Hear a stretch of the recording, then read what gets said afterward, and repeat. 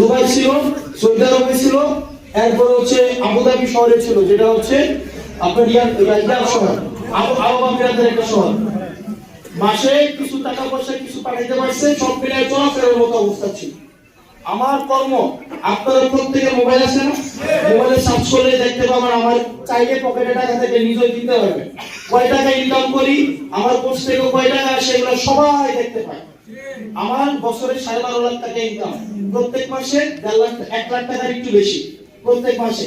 এটা জুলাইয়ে কমছে, জুলাইয়ের আগে আরো বেশি ছিল, এটা জুলাইয়ের পরে কমছে। অন্যদের ইনকাম কি বাড়বে, আমারটা কমছে। সব মিলাই আমার সম্পদ আছে 50 লাখ টাকা, সব মিলাই 50 লাখ টাকা।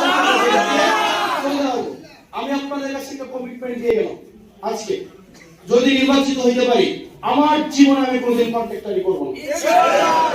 এমপি হওয়ার পরে একটা কন্ট্রাক্টরি লাইসেন্স নেই, না? আমি যে এমপি হওয়ার পরে যে একটা গাড়ি কিনে নাও, যে ট্যাক্স ফ্রি গাড়ি, একটা দুইটা কিনতে পারে জনগণের টাকায় হারামিগুলা, এই ট্যাক্স ফ্রি গাড়ি হাত দিয়েও ছুঁয়ে দেখবো না।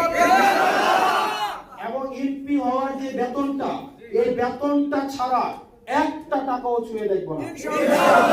এবার আপনারা অন্য ক্যান্ডিডেটদের হলফনামাগুলো দেখবেন, কার ব্যাংক লোন আছে,